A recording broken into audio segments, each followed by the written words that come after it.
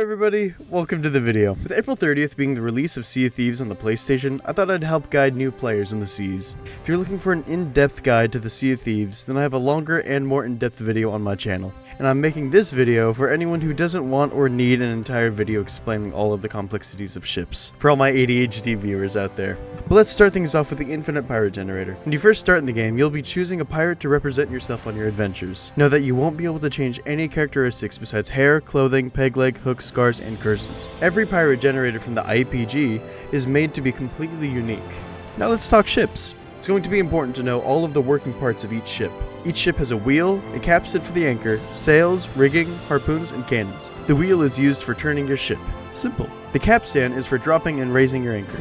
The sails control the speed of your ship. The rigging is what controls the sail's length and angle. The sail can be angled to catch wind for a boost of speed. Harpoons are for plucking pirates and loot out of the water or from land. Cannons are meant to be used against enemies, whether it be the skeletons on the beach or the players that push their luck. The ammunition for cannons consists of cannonballs, chain shots, blunder and firebombs, and cursed cannonballs. Cannonballs are the basic ammunition for dealing damage to the enemy ships. Chain shots are ordnance meant to take down enemy masts. No, they are heavier and have a larger hitbox than cannonballs. Blunderbombs knock the enemy ship out of rotation. Firebombs set fire to enemy ships. Cursed cannonballs have a variety of curses to put the enemy at a disadvantage. Continuing the topic of resources, we have three types: cannon ammunition, wood to repair the ship, and food to heal your pirate. And each resource has its place in specific barrels on the ship. Each ship has a captain's area, fit with its very own quest table, meant for voting on voyages. More on that in the next video. Next we have the map table. If you're on the sloop, it will be in the same area as a quest table. The map table allows you to chart your voyages with an adjustable view of the entire Sea of Thieves. The water barrel is a barrel that resides on each ship, meant to assist in the removal of any fires on board. Every ship also harbors crates meant to store any cosmetics you may have bought from the outpost or earned in events. Before we continue, I gotta ask that you leave a like and subscribe, as it would help this channel greatly. Now back to the video. To finish things off, we're going to discuss the different ships. The sloop is a 1 to 2 player ship with 2 cannons, 1 mast, and 1 sail. A slow yet nimble ship with extremely comfortable handling requirements. Fastest ship against wind, slowest ship with wind.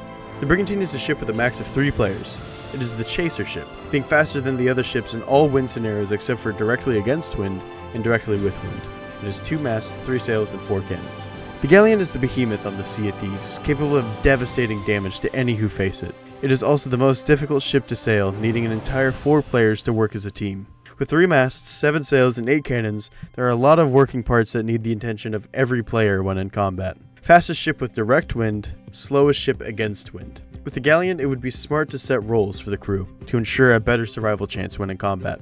The 4 roles for a galleon consist of helm, bilge, flex, and cannoneer.